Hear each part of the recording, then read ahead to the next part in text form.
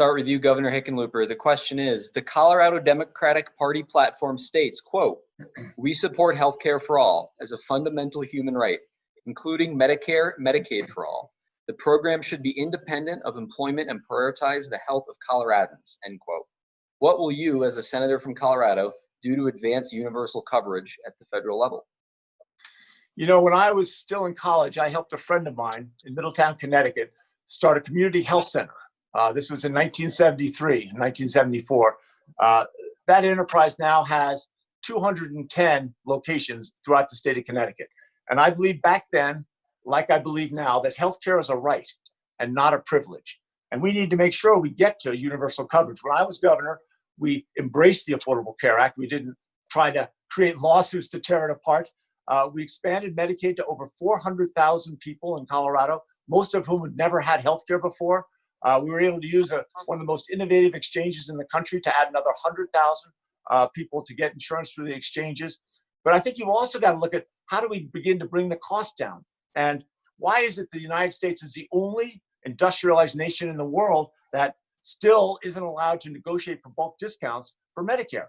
And that would certainly fund a public option. So a public option would be a version of something like Medicare or Medicare Advantage. And if it's done well and it's successful, it'll grow. It'll attract more people. It'll get larger. The costs will come down. The quality will increase. It'll attract more people.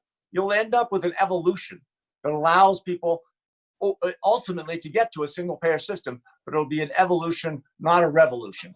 And I think that addressing costs around healthcare and making sure that we have universal coverage has to be one of the highest priorities once we come back and recover from this COVID-19 pandemic. Thank you, Governor. Speaker Romanoff, your plan to address universal coverage at the federal level. I support Medicare for all. I don't believe this is a time for timidity, and telling folks they have to wait for a slow evolution is heartless. Not when 35,000 Americans are dying because they can't afford to see a doctor and 500,000 families are going bankrupt. And by some estimates, as many as 43 million people in this nation will lose the insurance that's tied to the jobs they're losing as well. This issue is profoundly important to me. And I'll just tell you a story. I met a dad when I was running an organization called Mental Health Colorado, whose son had deep depression, experienced psychosis, needed treatment. His dad submitted a claim, but the insurance company said no. The dad appealed. The company said no. The dad appealed again. The insurance company continued to deny his claims until his son killed himself at the age of 14. 3 weeks later, his dad got a letter in the mail from the insurance company reversing its decision and agreeing to cover his son's treatment. So I will tell you, speaking not as a candidate, but just as a human being, it is profoundly painful to me to have conversations with moms and dads who have lost their kids, not just to diseases that we can treat, but also to the indifference of an industry that bases its profits on its ability to deny as many claims and exclude as many sick people as possible. That's the business model. And it's a great model if you're an insurance company.